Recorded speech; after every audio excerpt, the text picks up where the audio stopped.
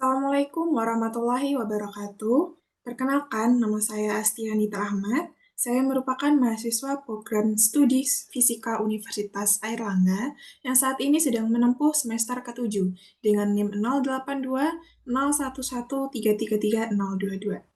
Pada kesempatan kali ini, saya akan menjelaskan mengenai pemrograman yang memanfaatkan fast Fourier transform untuk memunculkan frekuensi pada gambar.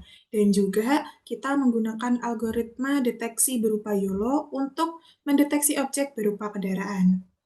Baik, di sini saya akan menjelaskan apa pertanyaan dari pemrograman tersebut dan juga penjelasan dari masing-masing tema.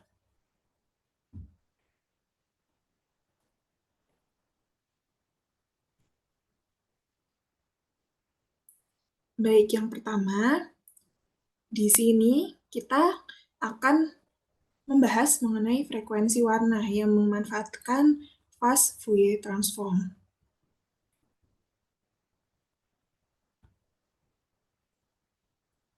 Untuk pertanyaannya sendiri, di sini ada 5 pertanyaan dari nomor 1. Yang pertama, kita diminta untuk memunculkan 10 frekuensi utama ataupun tertinggi dari sebuah gambar. Untuk frekuensinya sendiri ini nanti ada 3 frekuensi, yaitu RGB ataupun red, green, blue.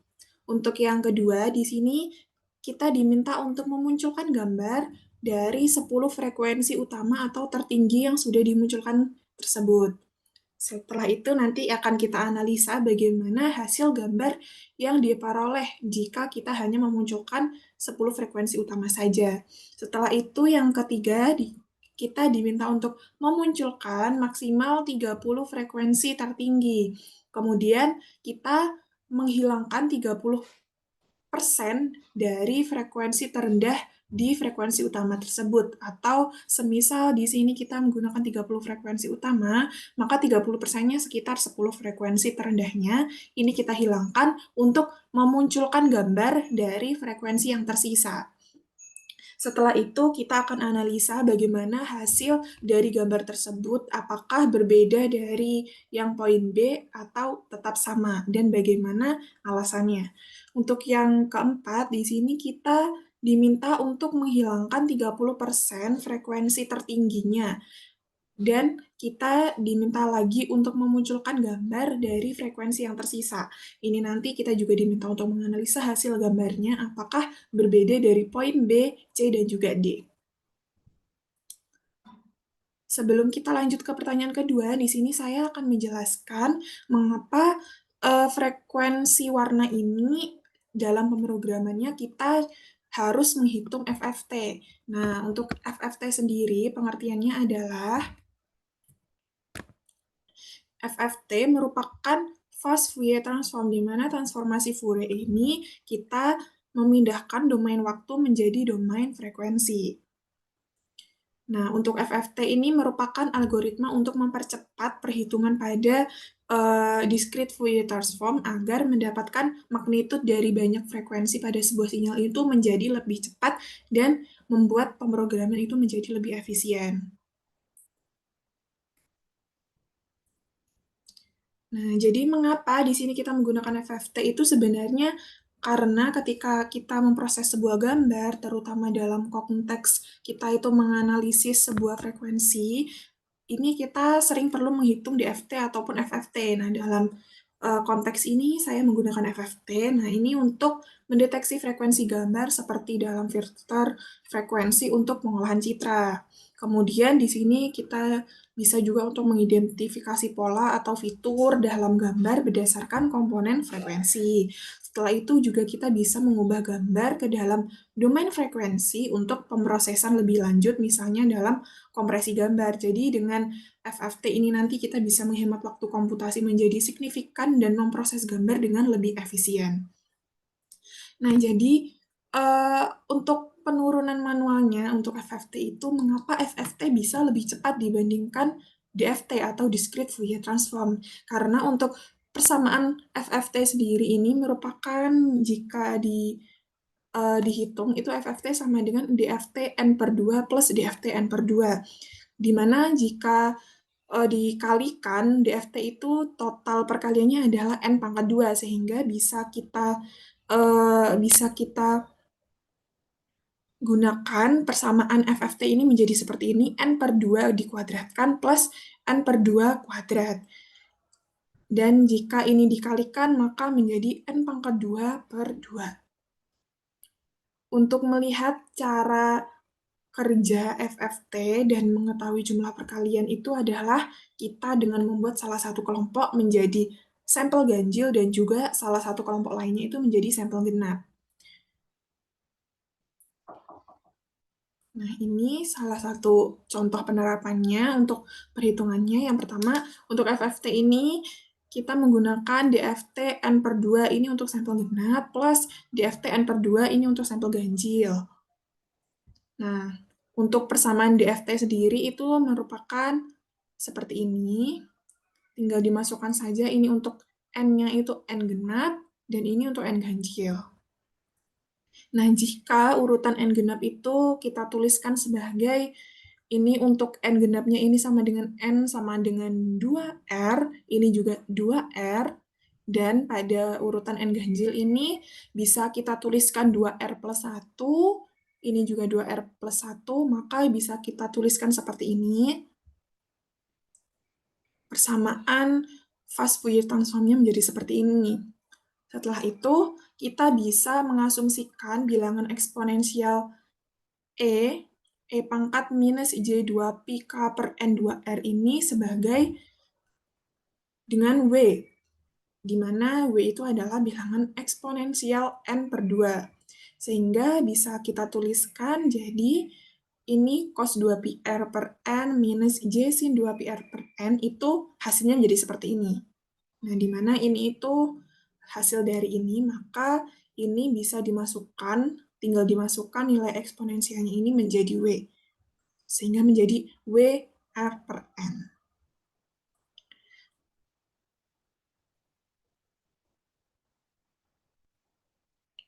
Setelah dari perubahan bilangan eksponensial tadi menjadi W, maka bisa kita masukkan nilai ini E min J 2π R per N itu menjadi W R per N, di mana ini untuk eksponensialnya sendiri, ini kan E min J 2π K per N 2R, sehingga di sini masih tersisa 2K, maka hasilnya nanti ini menjadi W 2KR per N.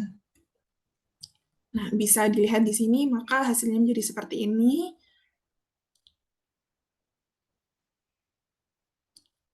Nah, untuk yang bilangan ganjil di sini kan 2R plus 1, maka tinggal kita masukkan saja seperti ini. Maka setelah kita hitung lagi dan kita keluarkan nilai RK-nya, maka diperoleh XK-nya ini sama dengan X2R dikalikan W, ini pangkat RK, plus X kali 2R plus 1, ini W-nya juga dikeluarkan RK dikalikan WKN. Nah, karena di sini ini ada W yang tidak memiliki variabel, maka dapat dikeluarkan dari penjumlahan ataupun sigma. Ini untuk W ini bisa kita keluarkan dari sigma, sehingga dapat diperoleh seperti ini. Untuk W2N itu kan sama dengan E min J2π per 2 dikalikan 2. Sehingga setelah dioperasionalkan menjadi hasilnya W2N itu sama dengan WN per 2. Sehingga ini bisa kita masukkan ke dalam perhitungan pengoperasian, yaitu pada ini kita bisa masukkan WRK ini N per 2, dan pada ini WRK N per 2. Ini pada DFT N per 2 sampel genap, dan ini pada DFT N per 2 sampel ganjil. Sehingga diperoleh rumus FFT dari rumus DFT seperti itu. Lanjut saja kita ke pertanyaan yang kedua. Ini hubungannya dengan deteksi objek menggunakan algoritma deteksi berupa YOLO ataupun You Only Look Once. Nah, untuk pertanyaannya sendiri, ini kita diminta untuk mendeteksi objek berupa kendaraan. Nah, yang pertama di sini nanti kita akan mengidentifikasi 20 gambar dengan totalnya itu di dalamnya ada 5 jenis kendaraan. Berarti dalam satu jenis kendaraan itu totalnya adalah 4 foto. Sehingga dengan menggunakan YOLO dan library RoboFlow, nanti kita akan mendapatkan hasil berupa persentase berapa sih evaluasi hasil deteksi objek tersebut, apakah sesuai ataupun tidak, apakah hasilnya itu nanti 80% atau 70% seperti itu. Ini nanti kita untuk melihat validitas dari YOLO-nya. Kemudian untuk yang nomor B, ini kita diminta untuk mengambil 20 gambar dengan ukuran objek yang ekstrim. Semisal dari kendaraan nih, kita bisa foto dari tampak depan, ataupun tampak bannya saja gitu kan, atau tampak belakangnya saja. Nanti dari YOLO itu apakah kita lihat bisa dia itu mendeteksi secara baik apakah tetap sesuai dengan yang nomor A atau malah menjadi lebih jelek gitu. Nanti kita akan menguji validitasnya itu dengan YOLO. Untuk yang nomor C ini nanti kita akan mengambil gambar dari poin A, kemudian kita akan mengubah kekontrasan gambarnya untuk melihat apakah dengan perubahan kekontrasan pada gambar tersebut YOLO akan tetap bisa mengidentifikasi sebaik dari kontras warna yang asli. Nanti kita akan menguji validitasnya itu dengan YOLO.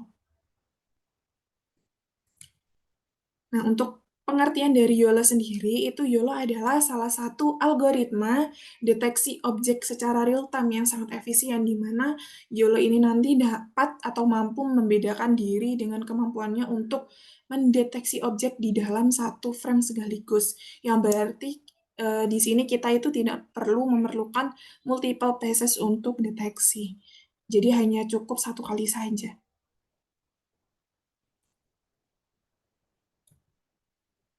Untuk prinsip kerja dari YOLO sendiri itu hampir sama dengan prinsip kerja dari deteksi objek yang lain, di mana algoritma YOLO ini menerapkan neutral network pada sebuah gambar dan membagi input gambar menjadi sebuah grid. Lalu, kita nanti akan memprediksi berapa sih bounding box serta probabilitas untuk masing-masing gridnya. Ini untuk bounding box-nya. Bounding box itu sebagai pembatas dari tiap-tiap objek. Nah, setelah itu, YOLO memiliki arsitektur yang terdiri dari beberapa lapisan konvolusi dan penggabungan informasi yang akhirnya akan menghasilkan bounding box dan label objek. Jadi, setiap objek ini nanti akan di bounding box serta dilabeli. Semisal ini ada sepeda ini dibatasi oleh sebuah kotak dan juga ditulisi labelnya sebagai sepeda. Dan pada anjing ini juga. Nah, lanjut saja kita langsung ke bagaimana program yang pertama, yaitu mengenai frekuensi utama pada gambar.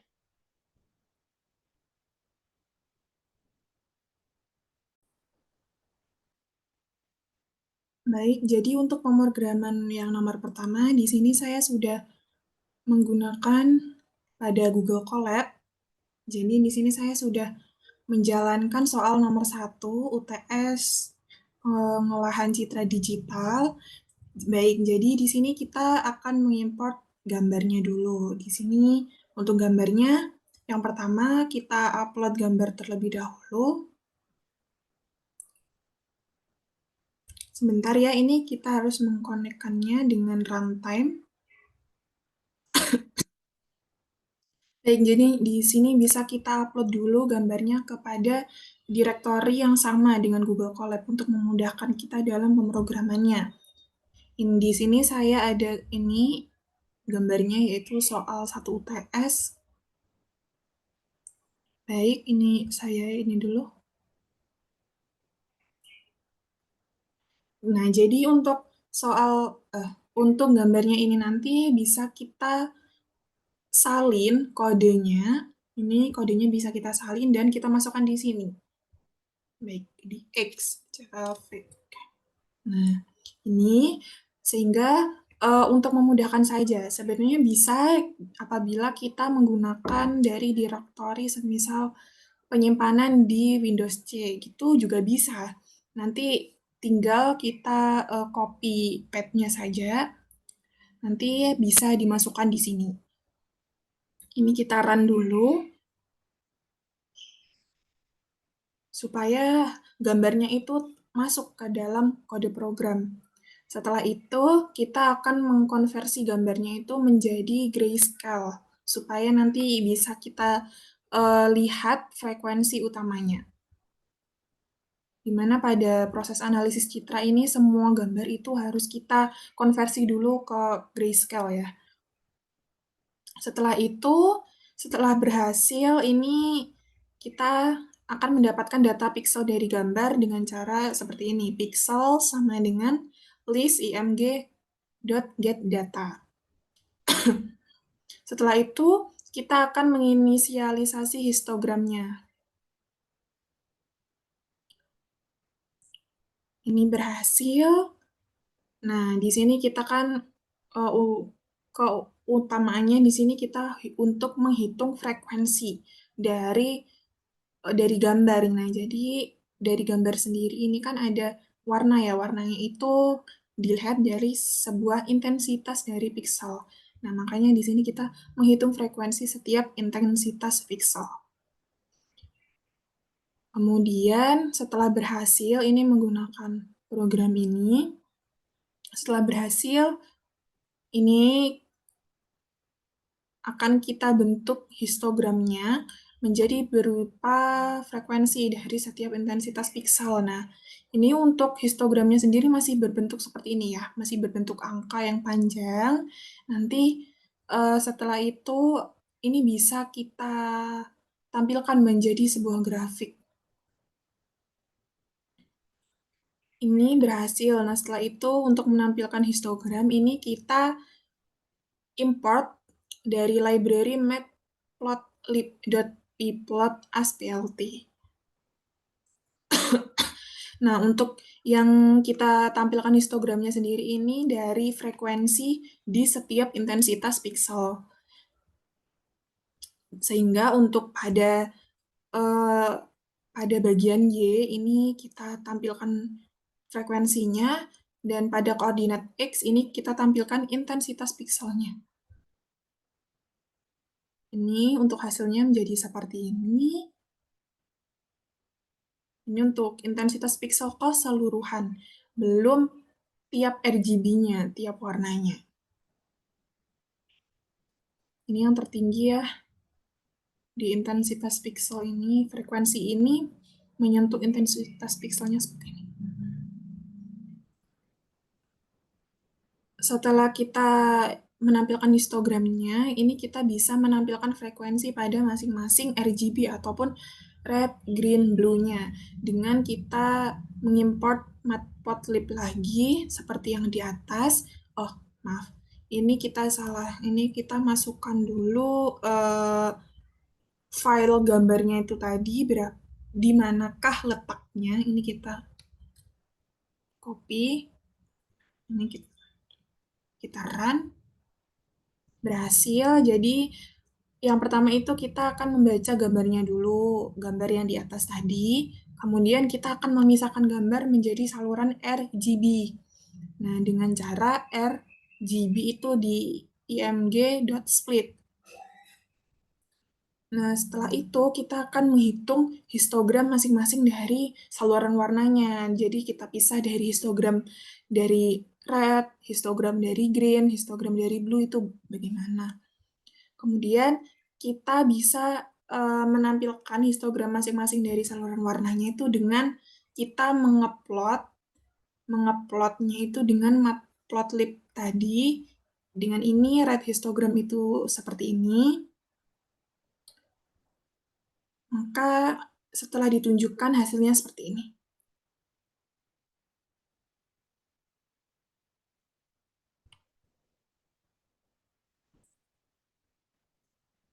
Nah, ini untuk yang histogram yang merah, ini hasilnya seperti ini.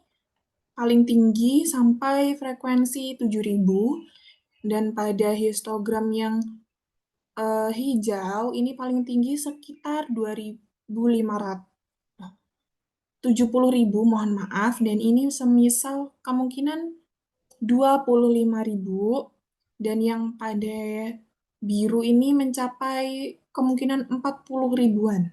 Nah, jadi, tapi meskipun ini pada histogram yang merah ini terlihat frekuensi tertingginya itu 70.000 ya, paling tinggi dibandingkan warna-warna yang lain, tetapi bisa kita lihat bahwa eh, mayoritas itu pada warna biru ini memiliki frekuensi yang tinggi warnanya, mayoritas. Sehingga bisa kita hubungkan bahwa mayoritas ini biru yang paling tinggi, yang kedua itu adalah eh, merah, yang ketiga adalah hijau. Nah, setelah ini adalah dari analisis yang poin A, kita memunculkan 10 frekuensi utamanya. Nah, setelah itu dengan kita mengimport gambarnya lagi, ini kita copy dulu, kita run. Setelah kita membaca gambarnya tadi, kita akan memisahkan gambarnya menjadi saluran RGB dan menghitung histogram masing-masingnya. Nah, setelah itu, kita akan mengurutkan histogram masing-masing saluran warna itu secara menurun. Dengan kode programnya itu sort his R, sort his G, sort his P. Nah, itu, setelah kita mengurutkan histogramnya itu secara menurun, maka kita bisa mengambil 10 frekuensi utama dari masing-masing saluran warnanya. Ini karena 10, ini kita bisa menggunakan kode top underscore 10 underscore saluran warna. Nah, setelah itu, dengan itu bisa kita print atau kita cetak dari hasil 10 frekuensi utama dari masing-masing saluran warnanya tersebut.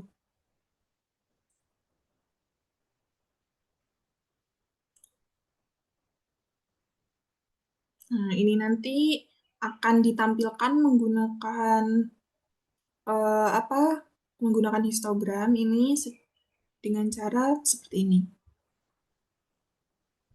Oh, ini kelupaan, mohon maaf.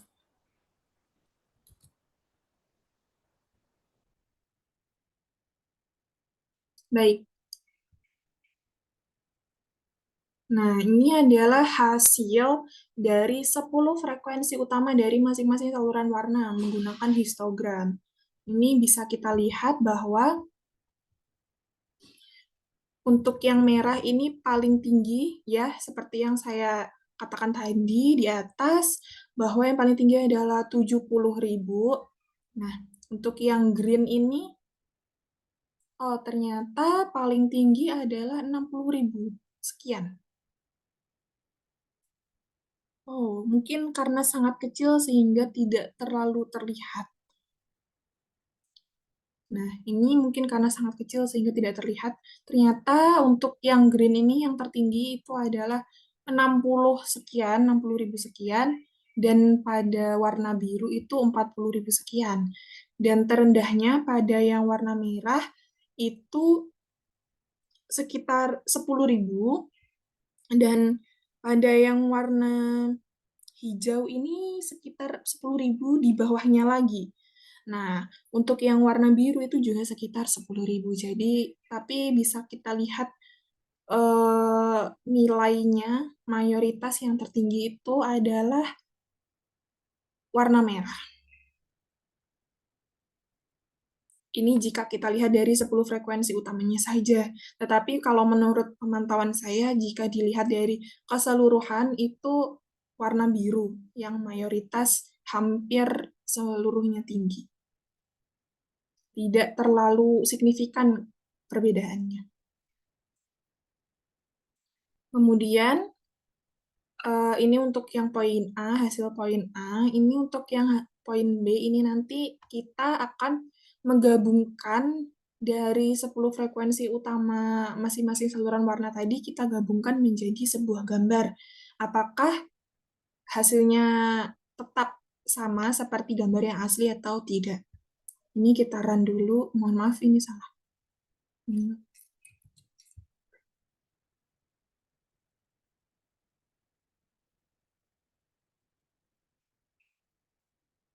Dengan cara ini kita membaca gambarnya lagi, kemudian memisahkan gambarnya menjadi saluran RGB, kemudian kita menghitung histogram masing-masing saluran warna. Nah, kemudian kita juga akan mengurutkan histogram masing-masing saluran warna secara menurun. Dan kita mengambil 10 frekuensi utama. Ini sebenarnya diulang-ulang seperti yang di awal tadi, tetapi untuk supaya kita lebih mudah memahaminya saja, saya tulis kembali. Nah, yang berbeda di sini, kita akan membuat gambar baru dari 10 frekuensi utama dalam masing-masing saluran warna. Dengan tulisan ini, new image sama dengan image.new rgb.image.size. Nah, di mana ini untuk range-nya, lebar dan tingginya dari gambar tersebut. Dan setelah itu kita akan mengubah intensitas pikselnya itu dengan frekuensi yang tertinggi. Dengan persamaan seperti itu, ini R-val, J-val, B-val.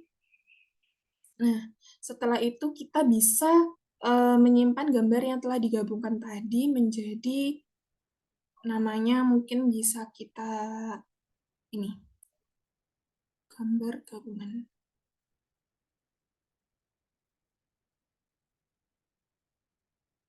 Gambar gabungan 10 frekuensi tertinggi. Ini bisa kita simpan seperti ini. Gambar gabungan 10 frekuensi tertinggi. Nah, maka gambar dari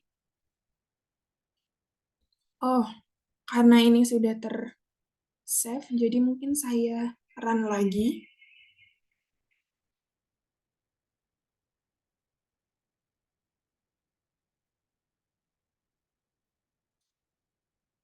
Di sini kita peroleh. Nah, ini jika di print out akan tertulis gambar dari 10 frekuensi utama masing-masing saluran warna telah digabungkan. Dan di sini akan disimpan sebagai gambar gabungan 10 frekuensi tertinggi .jpg. Untuk hasilnya nanti akan muncul di sini, tapi mungkin ini masih loading, jadi belum muncul. Baik, nah kita lanjut aja dulu ke poin yang ke C. Untuk poin yang ke C ini kita diminta untuk menghasilkan dari menghilangkan 10 frekuensi tertinggi. Nah, jadi dengan menghilangkan 10 frekuensi tertinggi nanti apakah gambarnya juga berbeda? Ini bisa kita gunakan rumus seperti yang di awal ini. Sebentar, untuk yang gambar tadi, copy paste. Bisa kita masukkan di sini untuk membaca gambarnya. Setelah itu untuk gambarnya nanti kita simpan sebagai ini, gambar dari penghilangan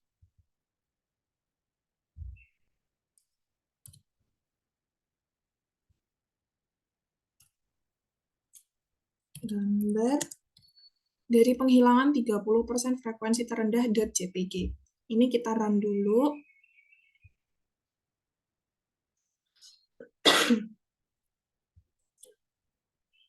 Jadi dengan persamaan yang sama, cuman perbedaannya itu kita ini. Yang pertama, di sini kita mengambil 30 frekuensi utama dulu, dengan kalau yang mengambil 10 frekuensi utama itu kan persamaannya top underscore 10 underscore saluran warna. Nah, di sini untuk mengambil 30 tinggal 10-nya dipindah atau dihapus menjadi 10 gitu. mohon maaf, maksud saya ini untuk 30-nya itu sesuai dengan nilai ataupun frekuensi yang akan dihitung. Nah, kemudian karena di sini kita menghilangkan 30% dari 30 atau dari yang tertinggi, itu kita bisa menggambarkan ini remove underscore count seperti itu. Nah, ini karena kita menghilangkan 30 frekuensi terendah, maka bisa kita tuliskan seperti ini.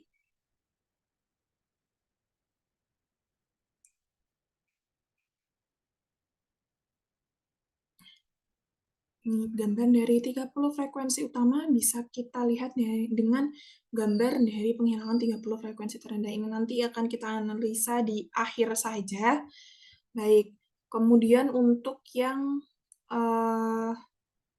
ke poin C ini nanti kita akan menghilangkan 30% frekuensi tertinggi. Nah, untuk gambarnya saya copy paste dulu.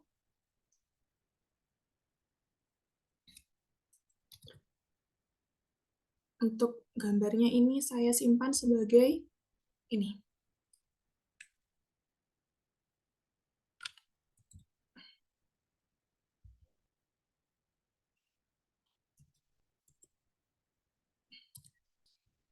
Ya, gambar dari penghilangan 30% frekuensi tertinggi.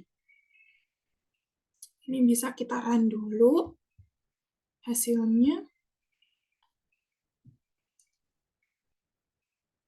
Nah, untuk perbedaannya sendiri dari yang poin atas itu bisa kita lihat bahwa caranya seperti ini ya, remove count dari 30% dari 30 ini kita kalikan saja 30/100 itu kan 0,3 dikalikan 30 hasilnya seperti ini.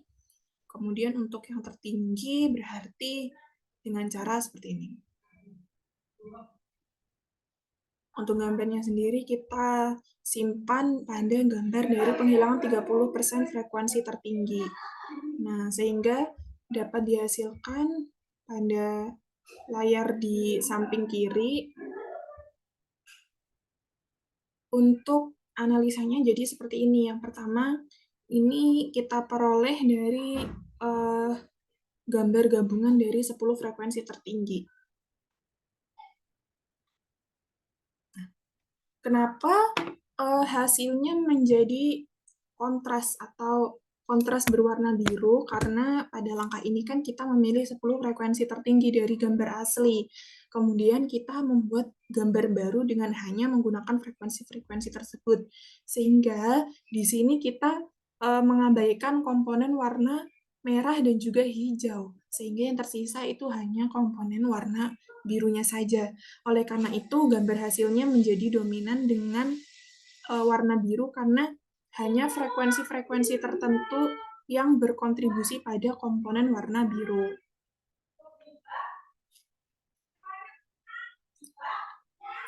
Kemudian untuk yang gambar dari penghilangan 30% frekuensi terendah, ini untuk yang poin B, ini bisa kita lihat hasilnya.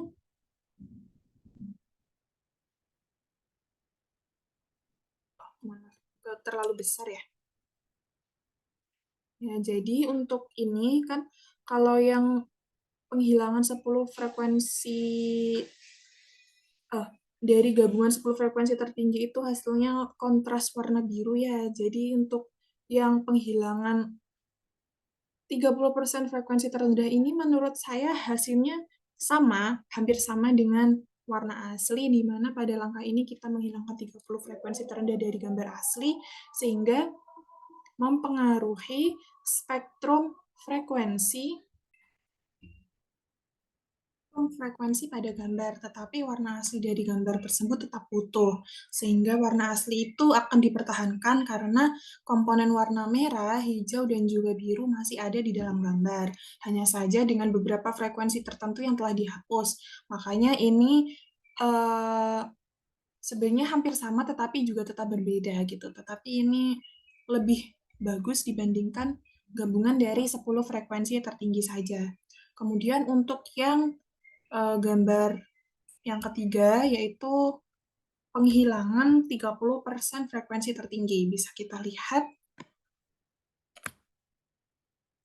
Nah, untuk hasilnya ini menurut saya kontras kuning ya, ataupun dominan warna kuning, karena pada langkah ini kita akan menghilangkan 30% frekuensi tertinggi dari gambar asli. Ini akan mempengaruhi spektrum frekuensi dengan menghilangkan beberapa detail yang tinggi, di mana gambar yang dihasilkan ini memiliki warna kuning yang kontras karena sebagian besar frekuensi tinggi yang mengandung banyak detail telah dihilangkan. Intinya pada warna biru itu dihilangkan sehingga warna kuning itu muncul karena komponen warna merah dan juga hijau itu menjadi lebih dominan. Jadi karena hasil itu makanya warnanya kontras kuning. Jadi warna dalam gambar itu bergantung pada komposisi frekuensi dan juga bagaimana mereka diproses selama langkah-langkah manipulasi frekuensi. Sehingga setiap langkah itu akan menghasilkan efek yang berbeda pada warna gambar yang mencerminkan karakteristik frekuensi di dalam gambar tersebut. Baik, untuk selanjutnya kita akan lanjut kepada pemrograman yang kedua mengenai YOLO ataupun You Only Live Once.